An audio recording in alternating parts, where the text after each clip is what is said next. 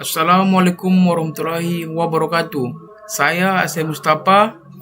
Di sini saya akan menjelaskan tentang paravirtualisasi. Sebelum kita memasuki penjelasan tentang paravirtualisasi, alangkah baiknya kita harus mengetahui dan mengerti apa itu virtualisasi. Di sini saya akan menjelaskan virtualisasi terlebih dahulu.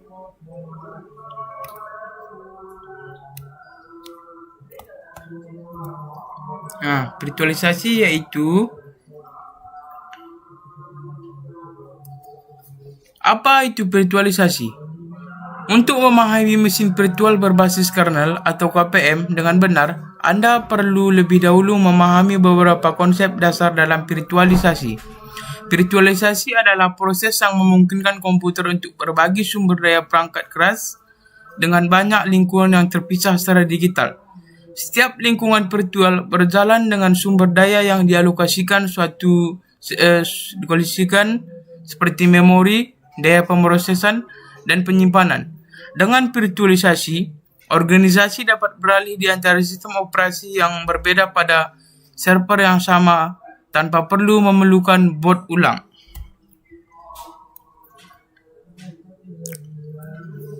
Setelah itu, mengapa virtualisasi itu penting? Dengan menggunakan virtualisasi, Anda dapat berinteraksi dengan sumber daya perangkat keras apapun secara lebih fleksibel. Seperti PC menggunakan listrik, membutuhkan ruang penyimpanan, dan memerlukan pemeliharaan. Seringkali Anda dibatasi oleh jarak fisik dan desain jaringan jika ingin mengakses server tersebut. Virtualisasi menghilangkan seluruh batasan ini dengan mengabstraksi fungsionalitas perangkat keras fisik menjadi perangkat lunak. Anda dapat mengelola dan memelihara menggunakan infrastruktur perangkat keras seperti aplikasi web. Contoh virtualisasi.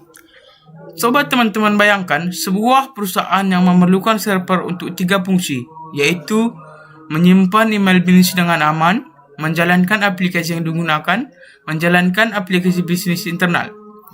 Setiap fungsi ini memiliki persyaratan konfigurasi yang berbeda. Aplikasi email memerlukan kapasitas penyimpanan yang lebih besar dan sistem operasi Windows.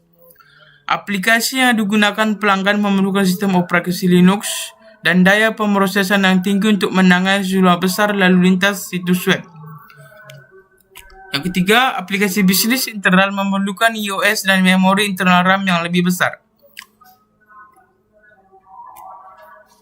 Untuk memenuhi persyaratan ini, perusahaan menyiapkan 3 server fisik khusus yang berbeda untuk setiap aplikasi. Perusahaan harus mengeluarkan dana yang besar untuk investasi awal, serta menjalankan pemeliharaan berkelanjutan dan meningkatkan untuk suatu mesin pada waktu. Perusahaan juga tidak dapat mengoptimalkan kapasitas komputasinya. Mereka membayar 100% biaya pemeliharaan server, tetapi hanya menggunakan sebagian kapasitas penyimpanan dan pemrosesannya. Setelah itu, apa saja manfaat virtualisasi? Virtualisasi menyediakan beberapa manfaat untuk organisasi. Penggunaan sumber daya yang efisien, manajemen IT otomatis, pemulihan bencana yang lebih cepat. Setelah itu kita masuk ke dalam bagian bagaimana kerja virtualisasi. Virtualisasi menggunakan perangkat lunak khusus yang disebut hypervisor untuk menciptakan beberapa instan cloud atau mesin virtual di satu komputer fisik. Instant cloud atau mesin virtual. Setelah menginstal perangkat lunak virtualisasi di komputer, Anda dapat membuat satu atau beberapa mesin virtual. Anda dapat mengakses mesin virtual dengan cara sama seperti mengakses aplikasi lain di komputer Anda. Komputer Anda disebut OS dan mesin virtual Anda disebut guest atau tamu. Beberapa guest dapat berjalan di OS. Setiap guest memiliki sistem operasi sendiri yang bisa saja sama atau berbeda dari sistem operasi OS. Dan yang kedua, hypervisor. Hypervisor adalah perangkat lunak virtualisasi yang Anda install di mesin PC. Ini adalah lapisan perangkat lunak yang bertindak sebagai perantara atau mesin virtual dan perangkat keras yang mendasari atau sistem operasi OS. Hypervisor mengordinasikan akses ke lingkungan fisik sehingga beberapa mesin virtual memiliki akses ke sumber daya fisik mereka sendiri.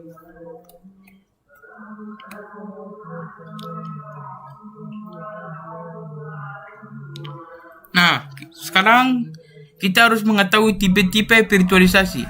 Tipe-tipe virtualisasi ada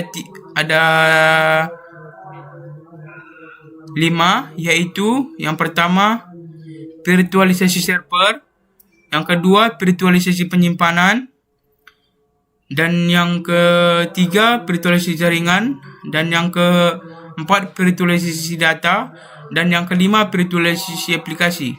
Teman-teman dapat melihat penjelasan tersebut secara singkat.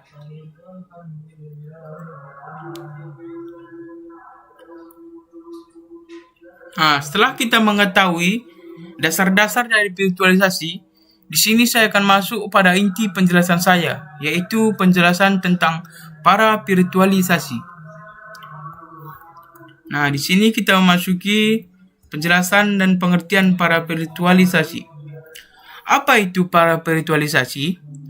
Para virtualisasi adalah jenis virtualisasi di mana instruksi perangkat lunak dan dari sistem operasi tamu yang berjalan di dalam mesin virtual dapat menggunakan hypercall yang berkomunikasi langsung dengan hypervisor. Ini menyediakan antarmuka yang sangat mirip dengan perangkat lunak yang berjalan secara asli pada perangkat keras OS.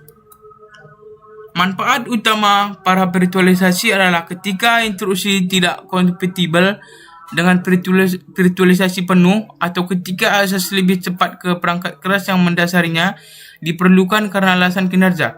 Untuk fungsi-fungsi yang sangat penting dalam hal waktu, para virtualisasi dapat memberikan kecepatan kode asli di samping beberapa manfaat virtualisasi seperti berbagi perangkat keras antara beberapa sistem operasi. Contoh para virtualisasi. Para virtualisasi telah tersedia dari beberapa vendor selama beberapa tahun. Platform mesin virtual yang mendukung para virtualisasi meliputi yang pertama yaitu Hypervisor npmalware EXE, yang kedua Hypervisor sumber terbuka atau XAN, yang ketiga Hypervisor Oracle atau VM VirtualBox, dan yang terakhir QNX Hypervisor. Hypervisor ini menyediakan driver para virtualisasi untuk sistem operasi populer, memungkinkan berjalan dalam mode ini dengan akses tingkat rendah ke perangkat keras penting. Para virtualisasi otomotif. Para virtualisasi dapat membantu sistem otomotif tertanam dalam berbagai akses peripheral. Ini dapat mencakup tampilan infotainment atau instrumen, antarmuka audio, antarmuka sentuh, antarmuka komunikasi, dan perangkat penyimpanan. Driver para virtualisasi akan mengalihkan akses antar sistem operasi berbeda memerlukan penggunaan peripheral. Hypervisor otomatis seperti QNX Hypervisor dapat mendukung akses ke peripheral dengan berbagai cara. Itu dapat meniru perangkat keras dengan cara sepenuhnya tervirtualisasi. Itu dapat melewati akses secara langsung, memberikan kontrol eksklusif dengan mesin virtual yang mengetahui rentang memori telah dicadangkan. Dalam mode para virtualisasi, Hypervisor dapat menghindari kendala virtualisasi penuh. Hal ini dapat diimplementasikan melalui spesifikasi Virtuo organisasi untuk kemajuan standar informasi struktur atau OASIS. Misalnya, QNX Hypervisor dapat memungkinkan grafis, video, audio, dan input atau sentuhan untuk dibagi antara sistem operasi QNX dan Android, sehingga memberikan manfaat kinerja. Dalam lingkungan otomotif, meminimalkan latensi merupakan hal yang sangat penting. Fitur keselamatan harus dijalankan tanpa penundaan, dan fungsi infotainment penting seperti navigasi akan ditingkatkan dengan eksklusif dan real time. Nah, itu dia penjelasan saya tentang para virtualisasi. Semoga penjelasan saya dapat berguna dan jelas. Sekian penjelasan dari saya. Assalamualaikum warahmatullahi wabarakatuh.